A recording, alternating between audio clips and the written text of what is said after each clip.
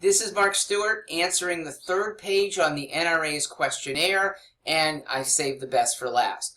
Just one preface though. The NRA, yeah, that's the organization that is there to protect people. Because in the absence of citizens armed with weaponry, there's mayhem. Okay? You do not want to live in a thugocracy. You do not want to live in places where the only people who can carry guns are government officials, because they can go bad too. Your best defense against a marauder with a gun are good guys with guns. And the NRA wants responsible ownership to protect it. There are too many people in my party who excoriate the agency for doing what the Constitution encourages and what our community is best off by having. The right to protect ourselves and the community around us. The police cannot be everywhere. You wouldn't want them to. Let me go to question 13 on the survey.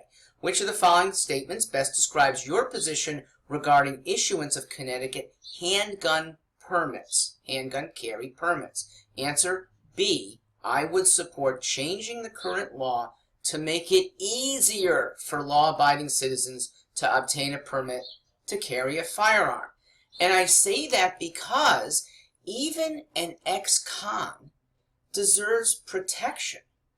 Think, for example, of a recently released young female ex-convict. If she's not allowed to have personal protection, guess who's the next person in the neighborhood likely to be raped? You have to give people who are out of prison, out of a halfway house, the equal right to protect themselves. If they're that dangerous still, we should be keeping them in. Okay? But they've gone through the kind of screening, and if they want to then go through the other screens that law-abiding citizens will have, the NCIS check, other checks that I think are good, neighborhood tribunal I'm not opposed to, then allow them to carry as well. Look, it goes beyond the female ex-cons. What about the accounting fraud, the embezzler?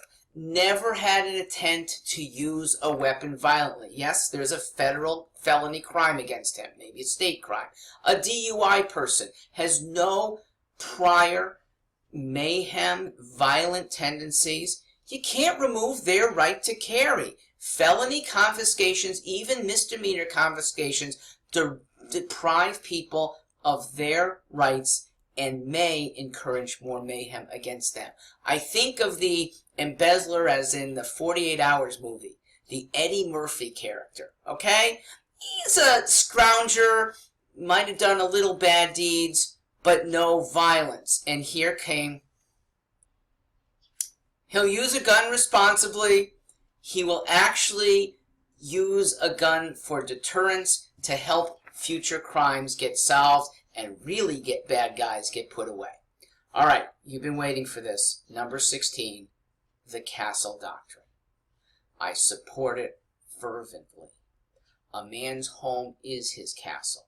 And the reason why you as a homeowner or a tenant in your abode have the right to repel some invader with violent force is that if you don't, you give license for that invader to go after other people, maybe to go after you. He just got away with his robbery because you had to retreat. Well, guess what? He's coming back. And next time he may come back for your wife or your daughters.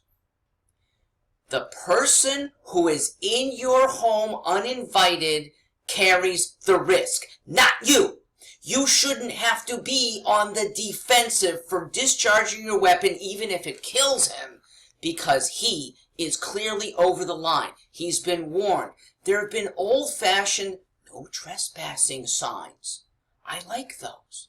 We need to reestablish that, yes, a man's home is his castle. He might be armed. Stay the hell away. Now, the Castle Doctrine has been misconstrued by progressives, and you'll hear it over and over again.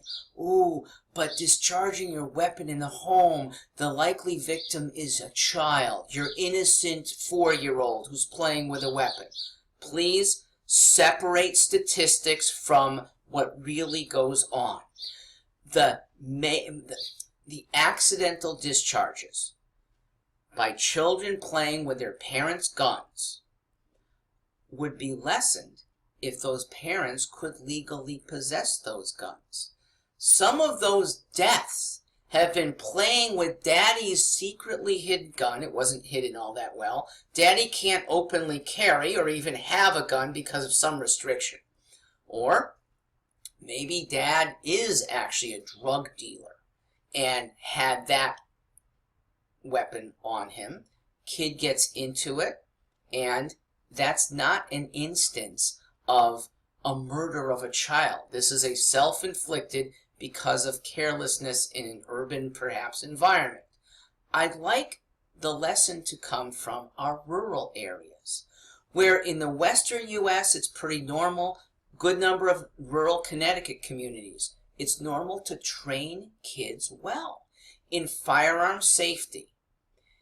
That kind of training has been, it's almost phobia in blue Connecticut.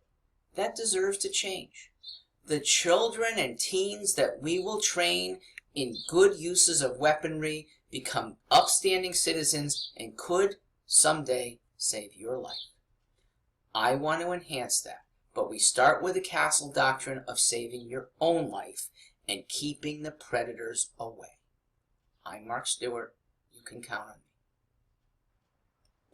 me. I'm Mark Stewart.